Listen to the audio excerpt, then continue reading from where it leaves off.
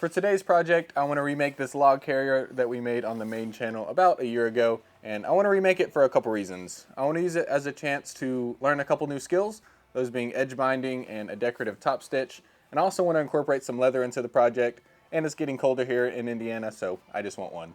So let's get into the project. I'm using the same green Durawax fabric that we did on the last video, and I'm also borrowing some other stuff from that video, like the measurements. To do those decorative top stitches I mentioned, I had to do some sort of guidelines on the top of this Durawax fabric. And luckily, the scratch awl works perfectly on it, so all I did was start off with a yardstick and went from one corner to the other, and then I used the clear acrylic ruler to make lines spaced 4 inches apart from each other. Then I repeated that process from the opposite corner, and then I had some nice diamonds.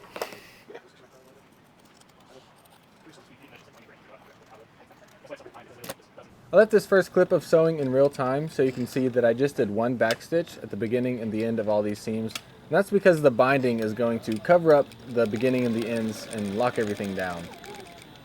But for the rest of the clips, I'll speed those up because it was a ton of sewing.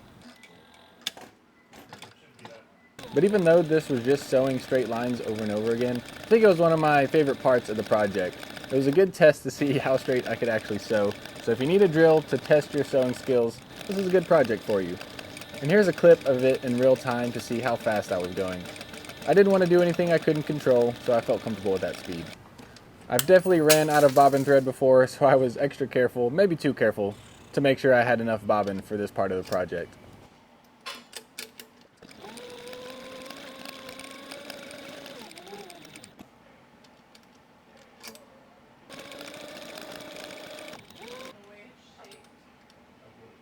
I was really happy with the way those decorative top stitches turned out.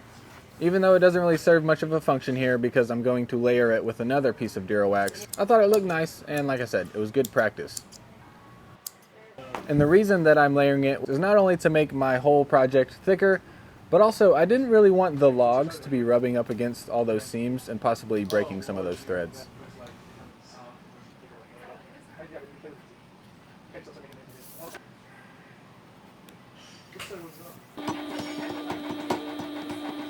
Then it was time to see if I could figure out binding. And so I attached our 3/4 inch swing away binder and fed some binding into the slot and kind of just slowly got started, making sure to backstitch and lock everything in place. And then really after that, it was super smooth sailing.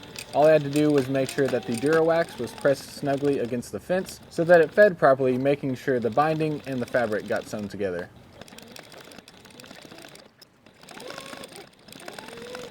And I slowed down around the corners to be extra careful, but I could pick up the speed again on the straight parts.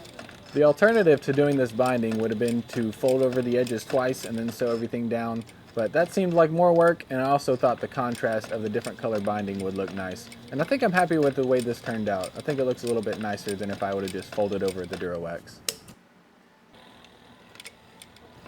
I used my seam rippers to make sure that the top layer was properly positioned where it overlapped, but I should have thought ahead and thought to do the same thing on the bottom, because as you'll see here, it's not quite perfect on the bottom, but I can live with that.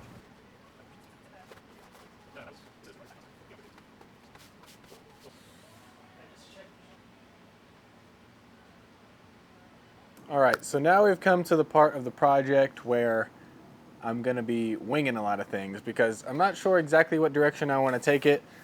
This part of the project is done and pretty much turned out like I was hoping, but everything else is kind of up in the air. So I know I definitely want a zipper pocket, and I have this 8-inch Linzip zipper for that. And the fact that this is black is kind of making me think that I should do the leather accents also in a black to go with the zipper. My initial inclination was to do veg-tan because it matches the thread and it'll patina nicely. But the black is kind of sounding like a good idea. I thought about this tan as well, but that didn't really match. To be determined on what leather I'm using.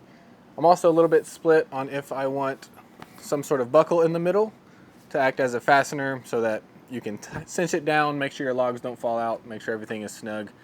So yeah, those are the things that I'm contemplating, thinking about, kind of prototyping and designing as I go. Also not positive how I'm going to do the pocket. I know I want a pocket to put a few extra things in there. And after a little bit of thought and sitting here staring at it, I think I've decided to go with the black leather combination with the green, and that's because, like I mentioned, I've got the black zipper, but I've also got black webbing and a black buckle. So I think I'll just keep all the accent stuff black and should go together well.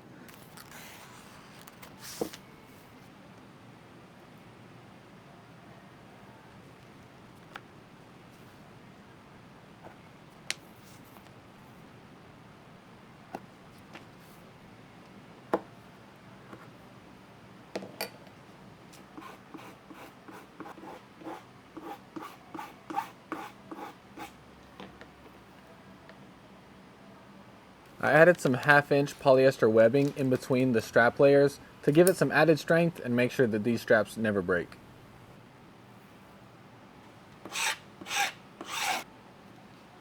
And as you'll see right here, I had just barely enough scrap leather to make these straps work, so I knew I only had one shot at this.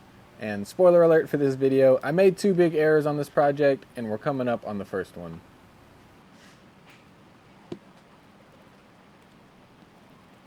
I used Fiebing's Leathercraft cement to glue these straps to the lining, but I probably should have used the contact cement because I tried to do 2 straps at once, which probably wasn't smart either, so the glue started setting on me.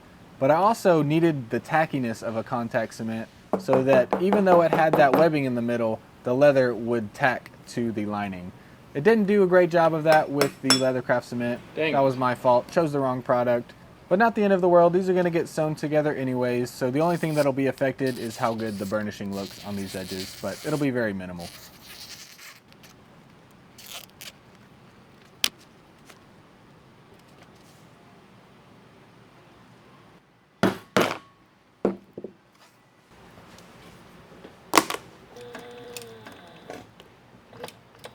Always remember to sew on a sample piece before you start.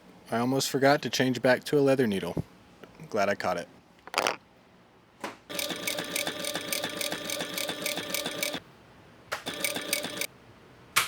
And unfortunately, this is not my best sewing job. I think I bumped my edge guide, so there's a little bit more of a gap on this side than there is over there. But I'm all out of scraps that are long enough to do these, so I think I'm just gonna have to live with it, but it's definitely gonna bug me. And I'm using a pre-finished zipper for this pocket, which just makes everything go so much quicker. And they come in all sorts of different lengths as well. So it's a big time saver, and all you gotta do is sew it into your pocket and you're done. And we also have these zippers in aluminum and brass, which I love the way that those look, but these are designed to be more UV stable and corrosion resistant. So I thought for a product that's gonna be used outdoors like this log carrier, that this would be the best option. And earlier in the video, I mentioned there were 2 mistakes or errors in this project, and the second one is with this pocket. Nothing went wrong as far as making it, but you'll see at the end of the video where I went wrong.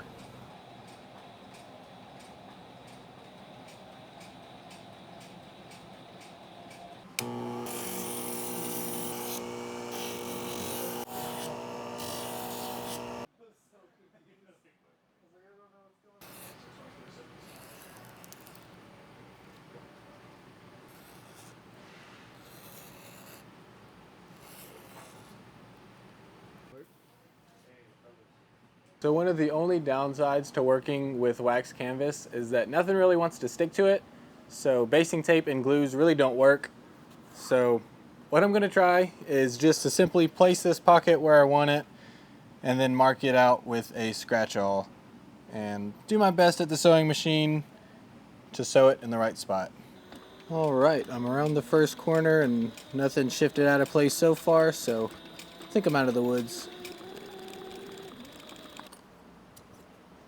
I used our drill hole cutter to make some 5/8 inch circles, which I then punched holes out the middle of to create some washers. And I made those to go on the back side of the Durawax opposite of the strap so that the Durawax is sandwiched between 2 layers of leather for those rivets to go through. So we're nearing the end of this bag. All that I have left to do is really put it all together. I have these straps that I need to put on. I only have 1 rivet hole punched. I'll probably do 2 rivets. Or if I leave it as just 1 rivet, I'll do a stitch line just to add some strength. And then I'm going to add this buckle to this side and then a strap on the other side so that you can cinch the whole log roll together just to make sure nothing falls out, keep everything tight. I think it's a good idea, Maybe it'll just get in the way and I'll end up cutting it off. Who knows? But I think that'll be nice to have. And an added benefit to this top stitch pattern that I did is it kind of finds the direct center for me. So it takes all the guesswork out of that. So that helped me for this buckle here, but even for this pocket as well. You can tell I just lined it up to make it equal on both sides. So that's pretty nice actually.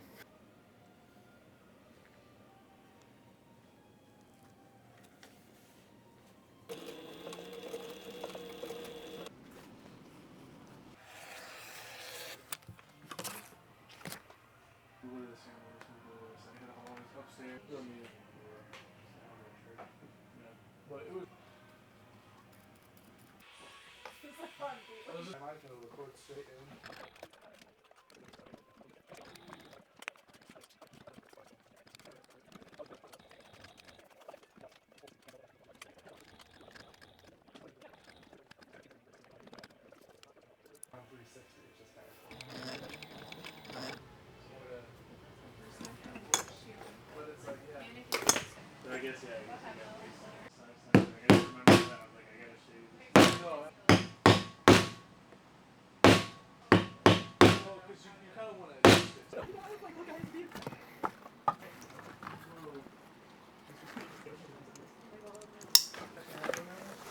I've never, I watched them do that video. When you put the ribbon in this. All right, so overall, I'm really happy with the way this turned out and the way it's looking. But now that I have an actual cord of wood in here, I have a pretty big design flaw. I was not planning for this pocket to curve down to the bottom, so I definitely need to make that pocket shorter or move it further up on the wax canvas. So that's why you prototype. Even though this log carrier isn't perfect, I'm still a fan of it. I think it looks nice and functions the way I wanted it to. I like that I can cinch down the logs to make sure everything's tight, and I could loosen that strap as well if I needed to hold more. And I'm glad I added the pocket so that I could hold a lighter, fire starter, ferro rod, extra pocket knife, or whatever else I might need for my campfires. And that is all for this video. This is a brand new channel if you haven't noticed already, so hitting that subscribe button and that like button would mean a ton. Thank you for watching all the way through, and I'll see you in the next video.